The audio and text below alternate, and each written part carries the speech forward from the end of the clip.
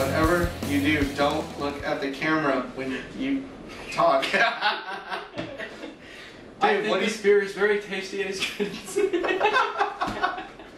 The beer in the...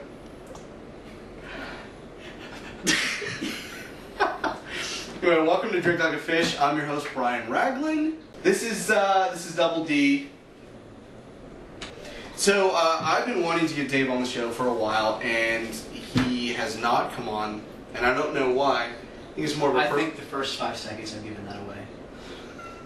Is it cold in here? It is a bit cold. Anyway, the reason I wanted Dave on here is he's brutally honest when it comes to his beer. He's not one of those people that pontificate about the maltiness and the hops and the effervescent. It's either I like it or I don't like it, which is basically what you want. You don't want somebody to go on, kind of like I do, for excessive amounts of time. Pontificating. Pontificating, yes. Has there ever been a show where pontificate has been used twice? Probably not. I don't know if this is much of a show anyway. Not really, no. Probably not. Anyway, and behind the camera is the lovely Lisa, and I will try to get her on camera later, but I don't know. She's shaking her head no. That's cool. All right. So, without further ado, let me get into the beer that we're going to try. This is a beer from my hometown, from San Diego. This is Karl Strauss. This is their Big Barrel Double IPA. Dave, as far as IPAs go, have you drank a lot of IPAs? Do you have a particular opinion on them? As a rule, I do not care for IPAs. And what? So, this will be interesting to give it a shot, though. I've only had a few. So as a rule, you don't care for IPAs. What is it about an IPA that you don't care for?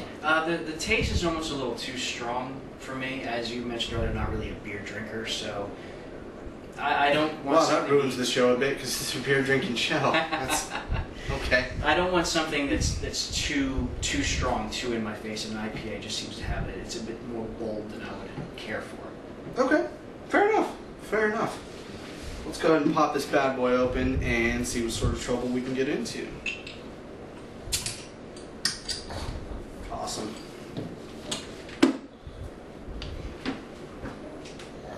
Ooh.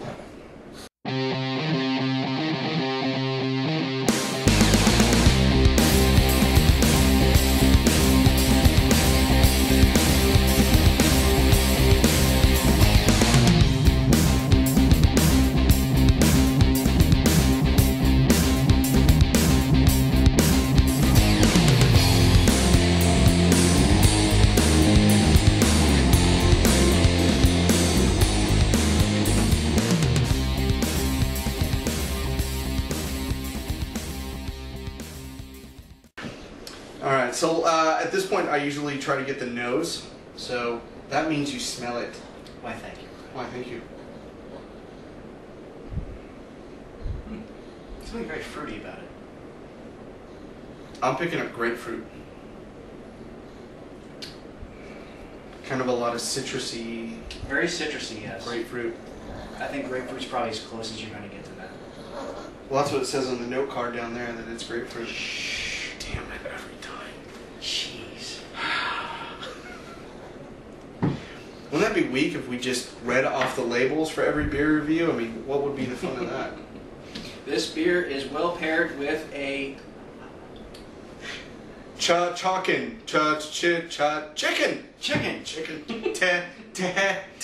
It's the chicken. So, the white meats. Yeah, so I am getting a good amount of grapefruit, and it also smells kind of like a, I know it sounds weird, but like piney sort of smell, kind of like pine needles. I'm simply smelling the fruit that's in it. I don't smell anything piney, really. Fair enough, fair enough. Alright, well, let's get into the taste. So, cheers.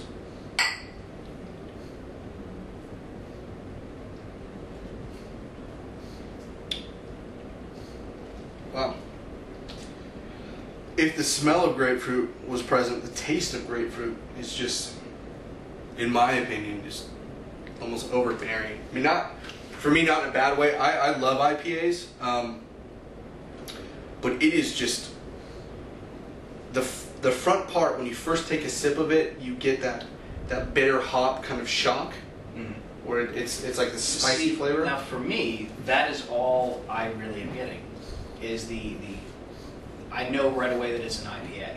I'm not really getting the. I mean, the grapefruit for me is almost an undertone. But that's probably because, as I mentioned before, I'm not really an IPA guy, so that strength. What kind of guy are you? Would you like to know? It's a G-rated show. We'll edit this out.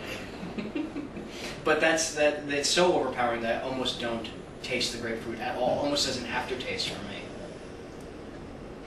So you're saying the hoppiness overpowers that any other taste? Definitely.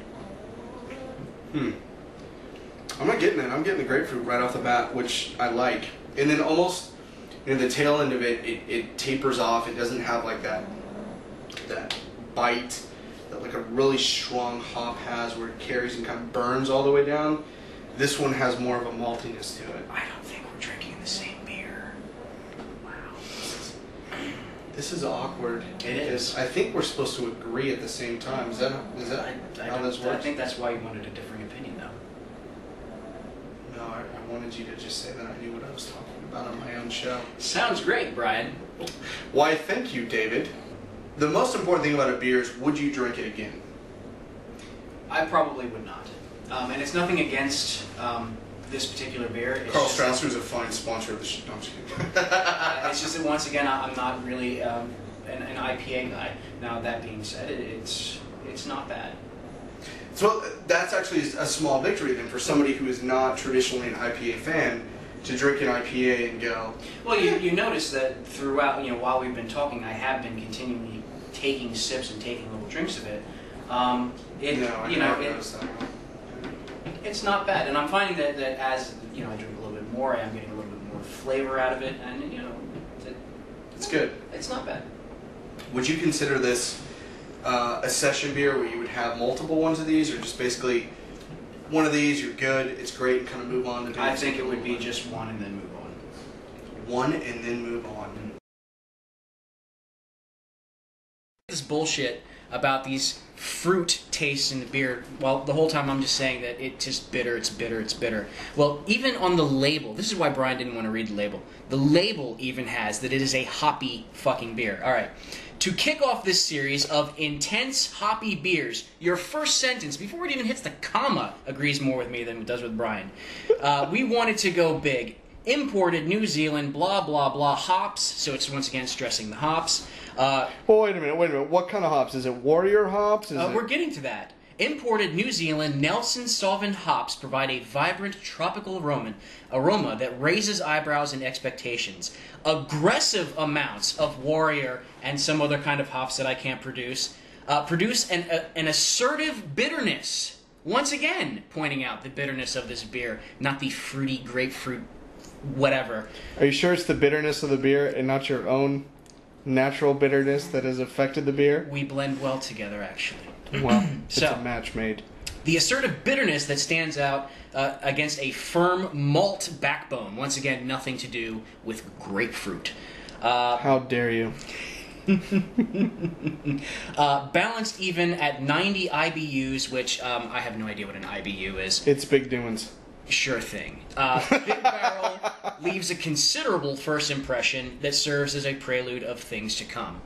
So yeah, right there in the own description of this beer goes through the bitterness and the hoppiness and the aggressive flavor. So yeah, this fruit that you hear your host talking about, I don't know where he's getting that from. You just shit-canned my entire episode. How do you feel about that? I feel better. I feel like I've gotten the poison out. Beer is the cure for what ails you. Wow, I just got douche chills.